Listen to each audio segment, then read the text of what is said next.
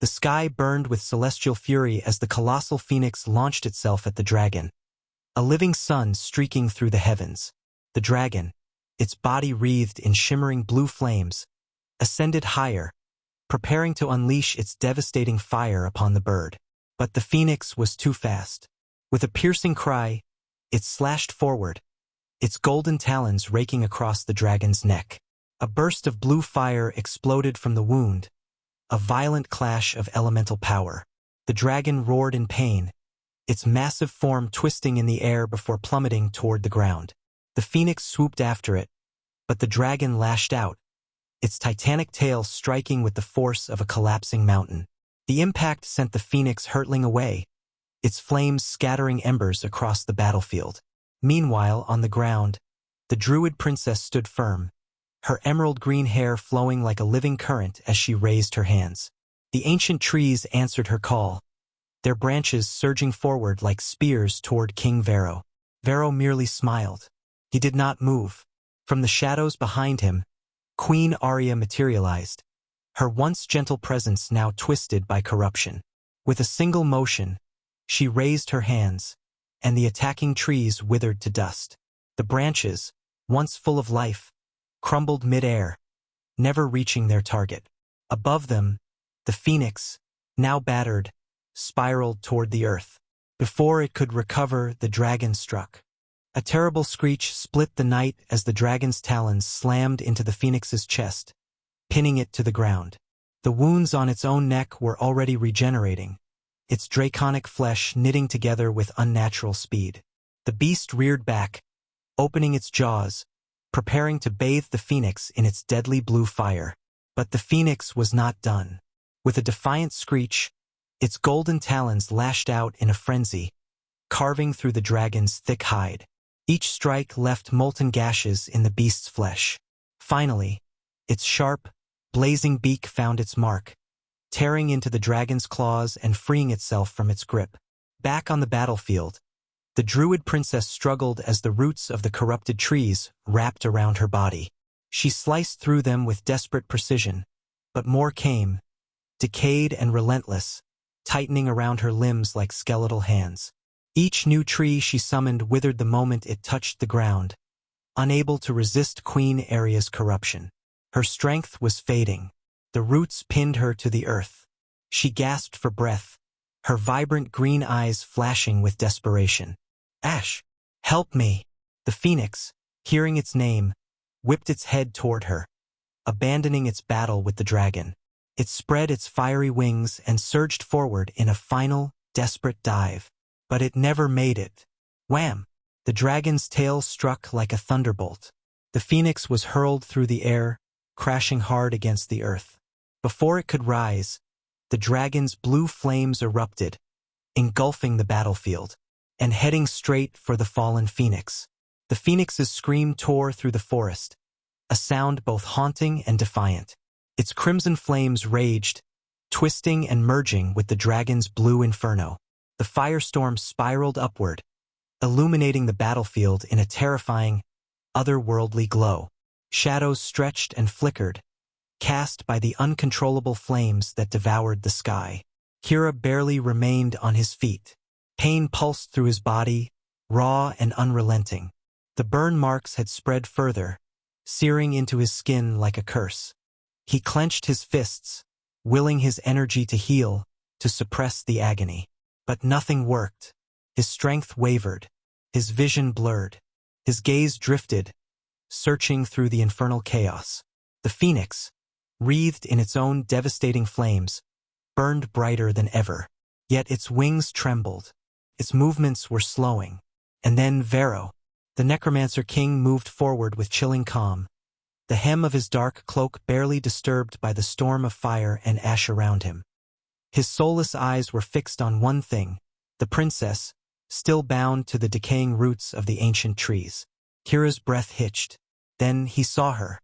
Queen Arya stood amidst the destruction, her ethereal presence untouched by the raging elements. Smoke curled around her form, mixing with the eerie glow of her emerald eyes. And from within that misty light, a single tear slipped free, silent, lost within the embers. Kira's thoughts raced, the weight of the battle crashing over him all at once. How did it come to this?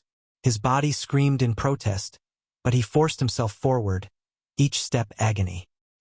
He reached toward his grandmother, his voice barely more than a whisper, raw with pain and determination. "Queen Arya, I will save you." The words barely left his lips before a voice colder than death shattered the moment. "You cannot save yourself," Varow said, his tone dripping with cruel amusement. A wicked gleam flashed as he raised his black scythe, the jagged blade arcing toward the princess's throat. Or anyone else. Time slowed. Kira's breath caught in his chest. The scythe began its descent. His vision blurred. Arya's sorrowful eyes. The burning phoenix. The princess's motionless form. Something inside him snapped. "No!" His scream ripped through the battlefield, raw and desperate, shaking the very air itself. A wave of overwhelming energy surged from Kira's body. The force erupted from deep within him, raw and unshaped, and with it time stopped. Everything froze. The battlefield became a living painting, a chaotic masterpiece frozen mid-stroke. Above him, the phoenix's wings were outstretched. A storm of blue and red fire caught in suspension, flames curling in the air like celestial rivers turned to glass. Each ember glowed like a distant star, lingering mid-fall, painting the sky with eerie beauty. The dragon's massive form loomed overhead, its body half-coiled, its jaws locked open with an unfinished roar, blue fire swirling within its throat, never released. The silver lake stood eerily still, its once turbulent waters frozen in the midst of a violent ripple, reflecting the suspended carnage above like a shattered mirror. The wind that had once howled now stood mute, leaves and ash hanging in midair, never to reach the ground. Queen Arya stood unmoving, her luminous green eye locked in eternal sorrow. The single tear she shed caught mid-fall, a shimmering droplet suspended in the smoky air. And Varow. He stood with his black scythe mid-swing, its deadly arc halted mere inches from the princess's throat. A sinister smile was frozen on his lips, his hollow gaze locked in place, as if mocking the very fabric of time itself. Kira gasped for breath, his body trembling. His vision swam with pain, the cursed fire still clawing at his skin. The world around him had stopped, yet the agony within him burned on. His every step was labored, his legs sluggish, as if moving through water. He wasn't sure how he had done this. He wasn't sure if he could control it, but he didn't care. He staggered forward, each breath a battle, until he reached her. The princess. Rany's body was still bound to the decayed roots, her emerald hair flowing like silk caught in unseen currents, strands curling weightlessly in the air. He reached out, his fingers barely brushing against her skin. The moment he touched her, the spell shattered. She gasped, her body jolting back to life, green eyes snapping open. Confusion flickered across her face as she took in the world around them. Time still held captive, the flames frozen mid-consumption, the wind locked in stillness. They were alone in a silent, unmoving world. She turned to him, breathless, her voice barely above a whisper. "What is this?" Kira could only shake his head, unable to answer. The forest still smoldered around them. Though time remained bound in chains, the embers still glowed, hovering in the air like remnants of fallen stars. The air was thick with the scent of charred wood and lingering magic. And yet, despite the stillness, Kira could feel the storm inside her. Princess Rany knelt just ahead, her emerald hair tangled with soot and blood, her green eyes flickering. Not with fury, but with something far heavier. Sorrow. Her fingers pressed into the scorched earth where her mother had stood, where she had fallen. Her shoulders trembled, though she made no sound. Kira stepped closer. The crunch of his boot against the burnt ground made her tense, but she did not turn. "You should hate me," Kira murmured, his voice hollow. "I failed to stop him." Rany inhaled sharply, her hands curling into fists. "You fought," she said, her voice hoarse but unwavering. "You saved me. I couldn't save her." The words barely left his lips before guilt seized his chest. "I wasn't fast enough. strong enough. A bitter wind, unfelt, unseen, seemed to stir between them. The weight of everything unsaid pressed heavy in the space they shared. Then, at last, she turned. And for the first time, Kira didn't see the fierce warrior princess, or the heir to an ancient kingdom. He saw the girl beneath it all, the girl who had lost everything. Her golden eyes searched his face, as if looking for something she couldn't yet put into words. Then suddenly she lunged. Kira barely had time to react before she gripped the fabric of his tattered uniform, pressing her forehead against his chest. He froze, feeling the warmth of her, the trembling in her breath, the way her hands clenched against him as if she were afraid he might disappear. "I don't care," she whispered, her voice breaking. "I don't care if you weren't fast enough, or strong enough. You're here. You're alive. And right now, that's all I have left." Kira's chest ached in a way no battle wound ever had. Slowly, hesitantly, he lifted his arms and wrapped them around her. She felt like the very essence of the world, earth and sky, fire and water, the chaos of a storm and the stillness of an ancient forest.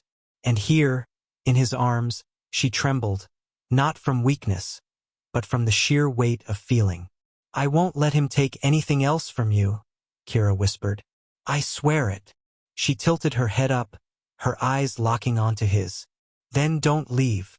The words struck him like a blade to the heart. He had spent his life running, fighting, surviving, but this staying was something entirely different.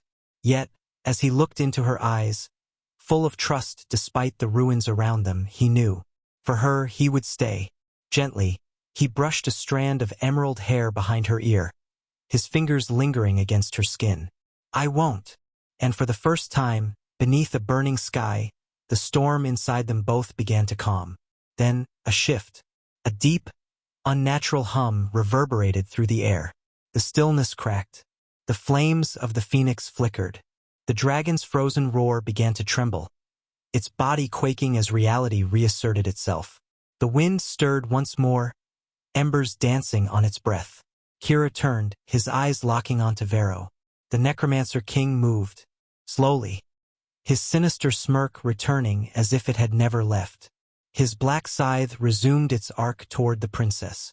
Kira's rage ignited. The air around him rippled with tension, tendrils of energy gathering at his core, burning hotter, heavier. A force unlike anything before surged within him.